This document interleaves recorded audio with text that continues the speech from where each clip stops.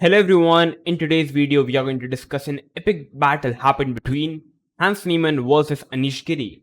And it's basically like Hans Niemann versus rest of the world. So Hans versus Anish, both the players are going to play six critical classical games. So we have the classical game number 1 on the board where Niemann is playing with the white pieces, Anish is playing with the black pieces, and I don't want to waste any further time. So let's start. So both the players are having 90 minutes on their clock with 30-second increment. So Hans with the white pieces starts the game with 1 e4, c5, knight f3, d6. We have a pretty standard Sicilian defense opening at an opening in which Anish has already made a course. So bishop to b5 check, knight to d7, d4 takes, knight to f6 attacking the e4 pawn. And now we have the move bishop to d3 by Niemann, protecting the e4 pawn. Knight c5, knight c3 defending the pawn. a6, pretty standard idea with b5, bishop b7. So knight to b3, asking to trade off the knight. So first Anish decided to go for capturing the bishop, takes. And Anish is already saying to Niemann that he is already having the bishop pair. g6, a4, stopping this b5 expansion. Bishop to g7, bishop to e3, bishop to e6, knight to d4, going for capturing this bishop on e6, and Anish is like, fine, knight g4. We have takes, and now bishop to d4. So Niemann's idea is pretty simple, just trade off the bishop, and yeah, we are already having an even position.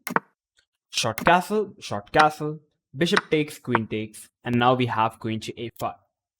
So putting the queen at a very nice square, the queen can directly transfer from queen side to king side and maybe try to launch an attack, though I guess it's not really possible because there are not many pieces for black to simply attack the white king for now. But already the position is pretty equal. We have h3, but despite the engine evaluation, I think black is having the slight better advantage because first of all, black is having the open c5, and because of the c2 pawn is a weakness, white is having the slight advantage as the knight is already on c3. So definitely black can just double up on the c file, and black is already having this tiniest advantage in the position. So we have h3 and queen e5. Anish is very smart. He already went into the endgame knowing that black is already having this advantage on the c file. Knight to e2. So Hans already realizing where he's going wrong. So he's already trying to play c3 and just compensating the weak pawn on c2. And the idea could be to put the knight on d4, attacking the e6 pawn. So rook c8, c3, knight to c4. And now in this position, Niemann decided to play f3, defending the e4 pawn and allowing Anish to capture the b2 pawn. If Niemann goes for protecting the pawn, it's a fine way to do it, but I would say it's a rather passive way to do it. Rather than Hans simply went with f3, Anish took the pawn, and now we have rook b1 and capturing the pawn on b7. So material wise, we have an even position. King f7 defending the pawn. Rook to b1. Now white is also having the open b5. e5. I guess definitely it's an even position according to the engine, but still black is having the slight advantage because white is having the c3 pawn weakness, a big weakness I would say. So rook b4, knight to a5 attacking the rook b6, rook to a8 protecting the pawn. It looks like white's pieces are much more active compared to the black. Definitely I would like to agree with it, but the main problem for white here is his long-term c3 weakness. Whereas it's hard to get rid of this knight from a5. You can't really attack it, and you can't really capture any of black's pieces. So we have f4 by Niemann, and it's the first way where Hans Niemann decided to win wrong. A much better way to do it was king f2, rook c8, and already h4, kind of expanding on the king side. h6, g4, and this position is already an even position. White is trying to expand on the king side. Yeah, it's a good way to do it.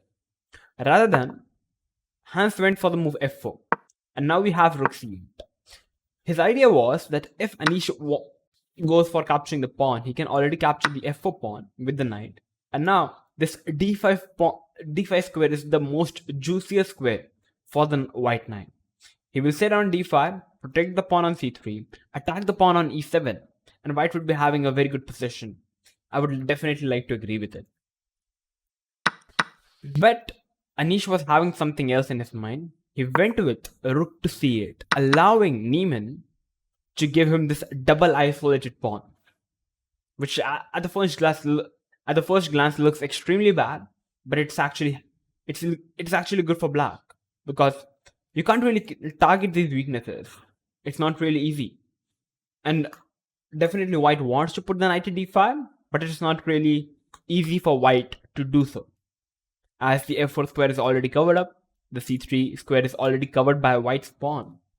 So we have rook to b1, knight to c4 attacking the rook to b4, king to e6, centralizing the king, king h2. And king h2 is a move which I don't think I wanted to figure out what was the idea, but I was unable to do so. Maybe getting some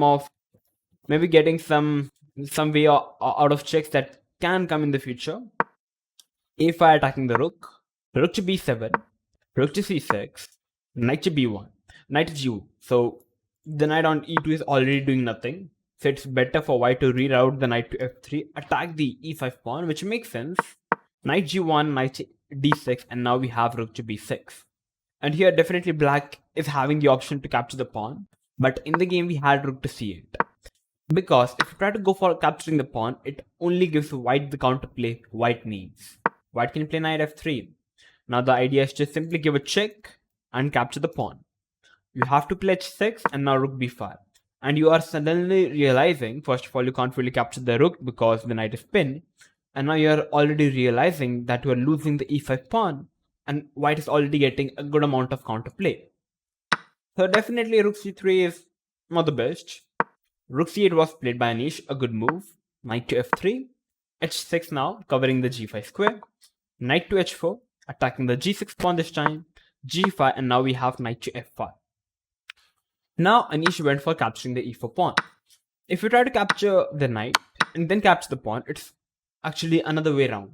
It's already a mistake because of rook b7. I tried to get some amount of counterplay. Black tries to avoid it. Rook b5, rook c5, c4.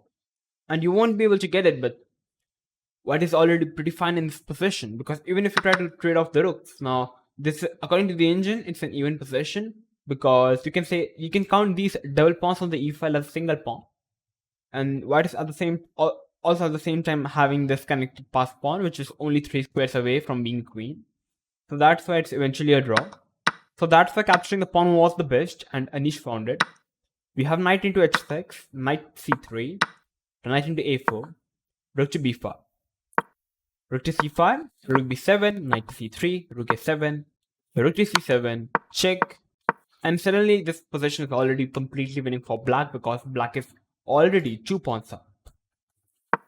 So Hans is still playing the game, and here Hans already decided to sacrifice an exchange for 2 pawns. You can't defend this pawn because knight f2 is still a check and white can still win the pawn back. So king c5 takes. And yeah, now basically white is having an exchange for basically white is an exchange down. King to d6, rook e2. Maybe there are some holding chances. Rook e2, rook c6. Both the players are playing some moves. A couple of moves were played. And here is the critical moment. In the game, we had rook e2, which was already a mistake. The best try for Hans Niemann was at this junction, where he should have gone rook e2. What's the idea? I'm attacking the e4 pawn, and once the e4 pawn is vanished, it's impossible for black to win with a single pawn, because now white is having a nice fortress. So rook e2, there are only 2 ways for defend it, rook c4 or maybe rook f4. Rook c4 can lead to knight to e3, losing an exchange.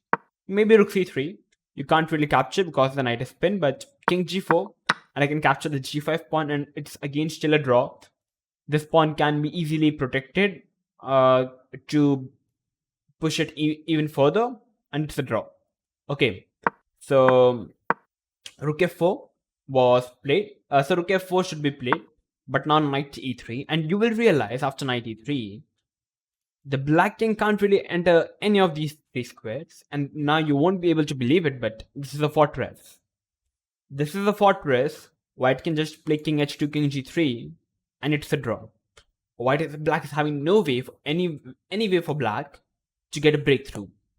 If you move the rook, I'll move the knight, attack the pawns. You move the rook, I don't care, I'll play king g2, king g3, and it's a draw. You won't believe it, but yeah, it is. It's very crazy. But rook a2 was played by Hans Niemann, but now there is no more chances that I believe Niemann is going to get. And he simply sacrificed, and now rook c2 check. And Niemann thinks that rook a2 and it's a stalemate, but obviously Anish is not going to fall for it. We have e3, rook to a8, e2, check, king here, king to c1, king g8. And after the move rook to d3, Hans Niemann decides to resign the game. The idea is pretty clear. And first of all, if you try to make a queen at this junction, it's a draw because of rook a1. King to e2 is the only move, but after rook e1, the whole problem is it's the stalemate. So that's why rook to d3. Now, whenever you try to make the queen, h2 or g2 square is already available for the king. So that's why Hans Niemann decided to resign, because now it doesn't matter how many checks you can give. Like maybe check. Like at this junction, you have to stop it. But now, as I said, as the rook is on third rank, the squares are available for the white king, and it's a winning position for black. So that's why after rook to d3, Hans Niemann decided to resign the game. So it was a very fun game, and Anish scored a win with the black pieces.